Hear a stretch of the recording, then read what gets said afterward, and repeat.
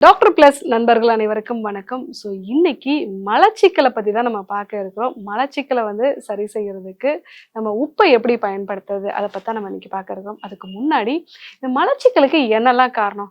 ரொம்ப ஈஸியா சொல்லணும்னா, டாக்டர் நான் தண்ணியே குடிக்கிறது இல்ல டாக்டர். இதனால வந்து எனக்கு மலச்சிக்கல் வரலாம். அதே மாதிரி நான் காய்கறி கீரைகள்லாம் வந்து எடுத்துக்கிறது இல்ல. இதனால மலச்சிக்கல் வரலாம். பட் நம்ம தெரிஞ்சுக்க வேண்டிய இன்னொரு விஷயம் என்ன அப்படின்னா, நல்லா நான் வந்து காய்கறி கீரைகள் எடுத்துக்கிறேன். அதே மாரி வந்து தண்ணியும் நல்லா குடிக்கிறேன். ஆனாலும் கூட மனது பாதிக்கப்பட்டதுன்னா, மலச்சிக்கல் தொடர்ந்து வந்து இருக்கலாம். ஸோ இதுவும் பத்தி நம்ம இன்னைக்கு பார்க்க இருக்கிறோம். எதனாலலாம் மலச்சிக்கல் வந்து உருவாகுது? இந்த மலச்சிக்கல் உருவாகும்போது என்னென்ன நோய்கள்லாம் வந்து நமக்கு உருவாகலாம்? இத சரி செய்றதுக்கு வீட்ல இருந்தபடியே உப்ப எப்படி பயன்படுத்தலாம்? அத பத்தி தான் நம்ம இன்னைக்கு பார்க்க இருக்கிறோம். மனதுனால மலச்சிக்கல் உண்டாகுமா? ஸோ எனக்கு தெரிஞ்ச ஒரு நபர் வந்து அவங்களுடைய சின்ன வயதுல ஒரு 6, 7 வயதுல வந்து வீட்ல விளையாண்டுட்டு இருக்கும் பொழுது, ஸோ வீட்ல அவங்களுடைய சகோதரர், சகோதரிகள் வந்து விளையாட்டா அவங்கள ஒரு ரூம்ல வச்சு வந்து பூட்டிடுறாங்க. அந்த ரூம்ல வந்து டாய்லெட் கிடையாது. ஸோ அந்த சமயத்துல அவங்களுக்கு மலம் போகணுங்கிற ஒரு உணர்வு வந்து வந்திருக்கு. ஆனால் அவங்க அந்த மாரி பூட்டி வச்சுட்டு மறந்துட்டாங்க. ஸோ மறந்து ஒரு 2 மணி நேரம், 3 மணி நேரம் கழிச்சு தான் வந்து திறந்து விட்டுருக்காங்க. அவங்க ரொம்பவே வந்து அதுக்காக அழுதுருக்காங்க. ஏன்னா நான் வந்து இந்த மோஷன் போகணுங்கிற ஒரு உணர்வு இருந்தது. ஆனா ரொம்ப நேரம் வந்து அத நான் கட்டுப்படுத்திக்கிட்டேன். ஸோ இந்த 2, 3 மணி நேரம் ரொம்பவே நரகம் மாதிரி போச்சு அப்படின்னு சொல்றாங்க. பட் வீட்ல இருக்கிறவங்க யாரும் அத வந்து பெருசா எடுத்துக்கல. என்ன ஒரு ரூமுக்குள்ள வச்சு பூட்டி வச்சோம். நான் அதுக்கப்புறமா மறந்துட்டேன். ஸோ இது ஒரு பெரிய விஷயமாலாம் இல்ல அப்படிங்கிற மாரி தான் வீட்ல எல்லாருமே மறந்தே போயிட்டாங்க அந்த ஒரு விஷயத்துல. ஆனால் ஒரு 28 வயசுல அந்த பெண் வந்து இன்னும் எனக்கு மலச்சிக்கல் இருக்கு டாக்டர். நான் இதுக்காக மாத்திரைகள் ஏதாவது எடுத்துக்கிட்டா தான் வந்து எனக்கு வந்து மோஷன் போகுது. நான் தண்ணி நல்லா குடிக்கிறேன். அதே மாரி வந்து காய்கறி கீரைகள் நெறைய சாப்பிடுறேன். டெய்லி 1 மணி நேரம் நான் வந்து நடக்கிறேன். யோகாலாம் நான் பண்றேன். ஆனாலும் காலையில எழுந்த உடனே மோஷன் போணுங்கிற ஒரு விஷயம் வந்து எனக்கு அந்த ஒரு உணர்வு வந்த உடனே அத கட்டுப்படுத்தணுங்கிற மாரி என்னோட சப்கான்ஷியஸ் மைண்டே வந்து அத கண்ட்ரோல் பண்ணிடுறது. நான் எப்படி அந்த ஒரு 2 மணி நேரம், 3 மணி நேரம் நான் வந்து ஒரு ரூமுக்குள்ள வந்து அந்த மோஷன நான் வந்து கண்ட்ரோல் பண்ணணும். அதே மாதிரி தான் இப்பவும் வந்து என்ன அறியாமலே நான் வந்து கண்ட்ரோல் பண்ணிடுறேன். ஸோ இந்த மாதிரியான ஒரு மலச்சிக்கல் அப்படிங்கிறத எப்படி சரி பண்றது? ஸோ இதற்கான தியான பயிற்சிகள் மூலமா நம்ம அவங்களுக்கு வந்து அத சரி பண்ணி குடுத்தோம். ஸோ அது வந்து தொடர்ந்து ஒரு 2 வருஷம் அவங்களுக்கான அந்த சுவாசம், அவங்க பாடிய ரிலாக்ஸ் பண்ணக்கூடிய ஒரு விஷயம், சப்கான்ஷியஸ் மைண்ட் வரைக்கும் அவங்களுக்கு போய் பண்ணக்கூடிய சில வகையான டெக்னிக்ஸ் மூலமா தான் அவங்களுக்கு அந்த மலச்சிக்கல வந்து நம்ம சரி பண்ணோம். இதே மாரியான ஒரு நிலை தான் இன்னைக்கு நெறைய பேர வந்து நம்ம பார்க்குறோம். காலையில 6:30, 7 மணிக்கெல்லாம் நான் ஸ்கூலுக்கு போயிடுறேன் டாக்டர். காலையில வந்து 7 மணிக்கு ஸ்கூலு அப்படின்னா, 6 மணி 6:15க்கு தான் எந்திரிக்கிறாங்க. அந்த சமயத்துல காலை உணவு எடுத்துக்க முடியல. ஸோ அப்போ வந்து மோஷன் வந்து போறதே கிடையாது. ஸ்கூலுக்கு போயிட்டு நான் வந்து பிரேக்ஃபாஸ்ட் சாப்பிடுறோம், இல்ல வந்து ஒரு ஸ்நாக்ஸ் சாப்பிடுறோம்னா, அந்த சமயத்துல மோஷன் போகணுங்கிற ஒரு உணர்வு இருக்கு. ஆனால் அந்த டைம்ல ஸ்கூல்ல டாய்லெட் வந்து சரி இருக்காது. இல்ல வந்து எனக்கு அங்க விட மாட்டாங்க. இல்ல அந்த இடத்துல வந்து அடிக்கடி போறது அப்படிங்கிறது வந்து சரியான ஒரு விஷயமா இருக்காது. இந்த மாரி சின்ன சின்ன ஒரு பிலீஃப்னால அவங்க மோஷன் போகணுங்கிற அந்த உணர்வே வந்து அவங்க வந்து மறந்து போயிடுறாங்க. ஈவினிங் வீட்டுக்கு வர்றாங்க அப்படின்னா விளையாடணுங்கிற ஒரு உணர்வு தான் இருக்கு. ஸோ இந்த மாரி சின்ன வயசுல இருந்தே அவங்களுக்கு இந்த மலம் போகணுங்கிறத வந்து கட்டுப்படுத்தணுங்கிற மாரியான ஒரு மைண்ட். இன்னும் சில பேர்லாம் வந்து நான் சொல்றத வந்து கேட்டிருக்கேன். மோஷன் வந்து சின்ன வயசுல சரியா தண்ணி குடிச்சிருக்க மாட்டாங்க டாக்டர். குழந்தைங்க விளையாண்டுட்டே வந்து இருப்பாங்க. ஆனா மோஷன் போகும்போது ரொம்ப கஷ்டப்பட்டு மோஷன் போவாங்க. அதனாலேயே பயந்துட்டு மோஷன் போணும்னாலே வந்து அத கண்ட்ரோல் பண்ணி ஒரு கட்டத்துக்கு மேல காலையில எழுந்தாலே அதனால ஒரு பதட்டம் வந்து உண்டாயிருது. ஒரு பெரியவங்களான பிறகு கூட காலைல எழுந்தாலே ஒரு பதட்டம் வந்து உருவாயிருது. மோஷன் வந்தாலே ஒரு தனியான ஒரு ஒரு மூலையில போய் உட்கார்ந்துக்கிற மாரியான ஒரு நிலைலாம் வந்து இருக்கு. இதெல்லாமே வந்து குழந்தைகள்ட்ட பார்க்கக்கூடிய ஒரு விஷயம் தான். மனதும் மலச்சிக்கலுக்கு ஒரு காரணமா இருக்கும்.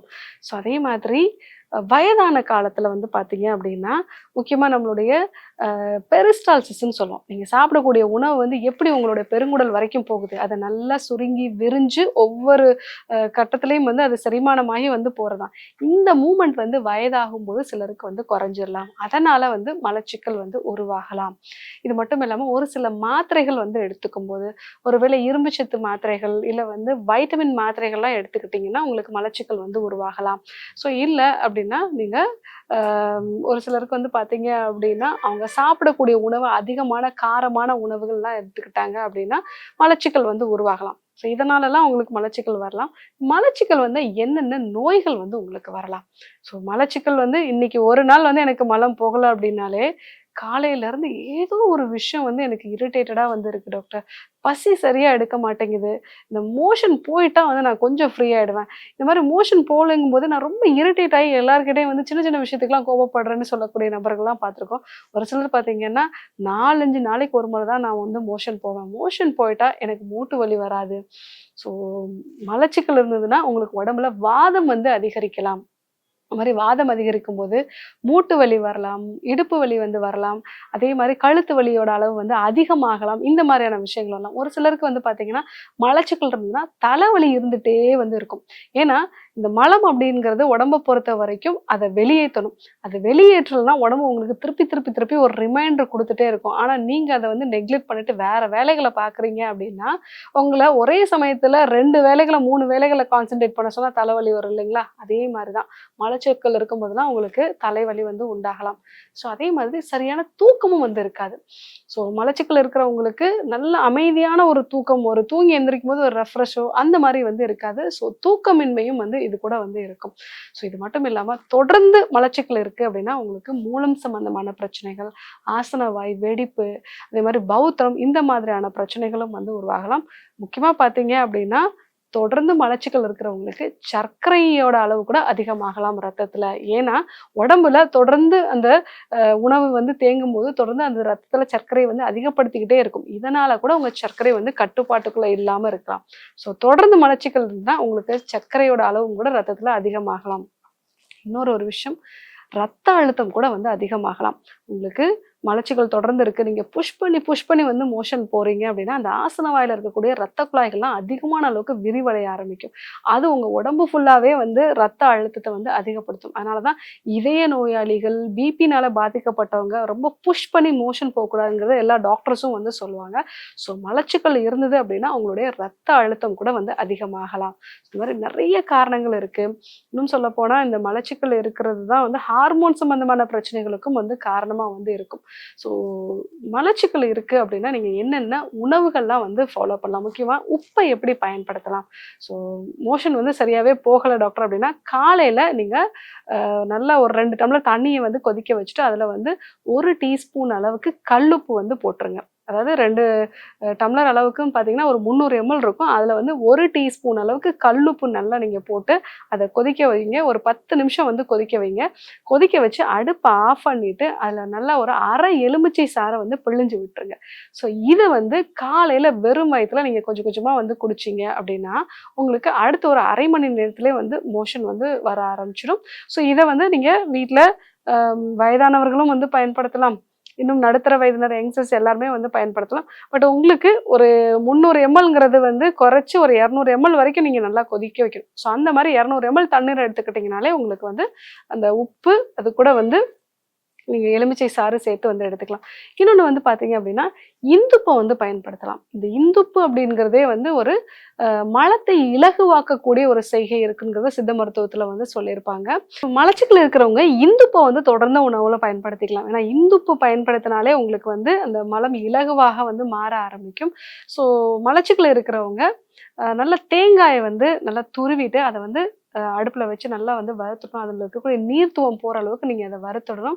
ஸோ அது கூட வந்து இந்துப்பு சேர்த்து, அதாவது நீங்க ஒரு 100 கிராம் அளவுக்கு தேங்காய் துருவல் இருக்கு அப்படின்னா, அதுல வந்து 1 டீஸ்பூன் அளவுக்கு நீங்க வந்து இந்துப்பு சேர்க்கலாம். ஸோ இத நல்லா வந்து பெசஞ்சுட்டு, இத வந்து நீங்க காலையில வெறும் வயித்துல கொஞ்சம் கொஞ்சமா மென்னு சாப்பிடும்போது உங்களுக்கு வந்து மலச்சிக்கல் வந்து சரியாகும்.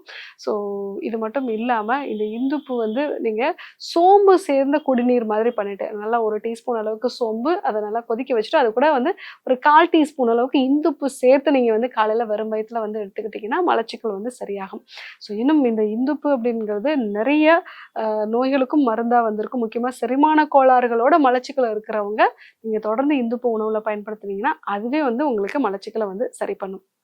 இன்னொன்னு டீடாக்சிஃபிகேஷன் பண்ணணும்னு நினைக்கிறவங்களும், நீங்க உப்ப வந்து பயன்படுத்தலாம். ஸோ இது வந்து காலையில வெறும் வயித்துல நல்ல ஒரு 1 லிட்டர் தண்ணீல 10 கிராம் அளவுக்கு கல்லுப்பு போட்டுட்டு நல்லா வந்து அத கொதிக்க வச்சு, அத வந்து ஒரு கிட்டத்தட்ட 3/4 லிட்டர் அளவுக்கு நம்ம வந்து குறைச்சுக்கணும். ஸோ அந்த தண்ணீர காலையில வெறும் வயித்துல குடிச்சுட்டு, நம்ம வந்து ஒரு நடைப்பயிற்சி மேற்கொள்ளணும். ஒரு 10 நிமிஷம் நடைப்பயிற்சி மேற்கொள்ளணும். அப்போவே நமக்கு வந்து மோஷன் வந்து போக ஆரம்பிச்சுரும். ஸோ கொஞ்சம் கொஞ்சமா அந்த தண்ணீர் வந்து உங்களுக்கு முழுமையா வந்து வெளியாகி, ஒரு 2, 3 முறை வந்து மோஷன் போய் உடல் நல்லா வந்து டீடாக்ஸிஃபிகேஷன் வந்து ஆயிடும். ஸோ இந்த தண்ணீர் வந்து எனக்கு குடிச்சிட்டு ஒரு 10 நிமிஷம் வாக் பண்ண பிறகு எனக்கு அதிகமா மோஷன் போகலன்னா, திருப்பியும் மீதம் இருக்கக்கூடிய அந்த தண்ணீர வந்து நம்ம குடிச்சுக்கலாம். ஏன்னா, நம்மளால வந்து 3/4 லிட்டரையும் வந்து ஒரே சமயத்துல வந்து குடிக்க முடியாது. ஒரு 1/4 லிட்டர் குடிச்சிட்டு நம்ம ஒரு 10 நிமிஷம் நடைப்பயிற்சி மேற்கொள்றது. திருப்பியும் வந்து ஒரு 1/4 லிட்டர் குடிச்சிட்டு அதுக்கப்புறம் ஒரு 10 நிமிஷம். ஸோ திருப்பியும் வந்து ஒரு 1/4 லிட்டர். இந்த மாரி ஒரு 3 முறையா நம்ம வந்து மாத்தி மாத்தி நம்ம வந்து எடுத்துக்கலாம். ஸோ அந்த மாரி எடுக்கும்போது உடல்ல இருக்கக்கூடிய கழிவுகள் எல்லாமே வந்து வெளியாயிடும். ஸோ இத வந்து நீங்க ஒரு 4 மாசத்துக்கு ஒரு முறை இந்த மாரி டீடாக்ஸிஃபிகேஷன் பண்றதுக்கு நீங்க வந்து பயன்படுத்திக்கலாம். ஸோ மலச்சிக்கல் இருக்கு அப்படின்னா, மனதுனாலயும் வந்து உருவாகலாம். உணவு முறைகள்ல நல்ல காய்கறி, கீரைகள் வந்து எடுத்துக்கோங்க. கூடுதலா குழந்தைகளுக்கு கேளுங்க. எப்பல்லாம் வந்து அவங்க மோஷன் வரும்போது கட்டுப்படுத்துறாங்களா அப்படிங்கிறத கேளுங்க. அது வயதான பிறகு கூட நெறைய பிரச்சனைகள வந்து உருவாக்கும். ஸோ மலச்சிக்கல் இருக்குன்னா, உடம்புல நெறைய நோய்கள் வந்து அதனுடையே வந்து வர ஆரம்பிக்கும். ஸோ அத சரி பண்றதுக்கு நீங்க இந்த உப்ப பயன்படுத்தி காலையில வெறும் வயித்துல நீங்க எலுமிச்சை சாறு சேர்த்து வந்து எடுத்துக்கலாம். இந்துப்ப தொடர்ந்து உணவுல வந்து பயன்படுத்துங்க. ஸோ இது எல்லாமே உங்களுக்கு மலச்சிக்கல சரி பண்றதுக்கும் ரொம்பவே உதவியா இருக்கும். கூடுதலா டீடாக்ஸிஃபிகேஷன் பண்றதுக்கும் உப்பு சேர்ந்த கரைசல வந்து நீங்க பயன்படுத்தலாம். ஸோ அந்த மாரி பயன்படுத்தும்போது உடம்புல இருக்கக்கூடிய கழிவுகள் எல்லாமே வந்து வெளியாயிடும். ஸோ கண்டிப்பா பயன்படுத்தி பாருங்க. இன்னைக்கு புதுசா ஒரு விஷயத்த வந்து நம்ம தெரிஞ்சுக்கிட்டோம். மனதுனால கூட வந்து மலச்சிக்கல் உண்டாகலாம். அதற்கான சில அனுபவ முறைகள்லாம் நான் உங்களுக்கு சொன்னேன். அதே மாதிரி உணவின் மூலமாக எப்படி மலச்சிக்கல வந்து சரி செய்யறது, உப்ப எப்படி நம்ம பயன்படுத்துறது, இந்த விஷயங்கள நம்ம தெரிஞ்சுக்கிட்டோம். கண்டிப்பா பயன்படுத்தி பாருங்க. இதே போன்று ஒரு நல்ல தகவலோட உங்கள சந்திக்கிறேன். நன்றி, வணக்கம்.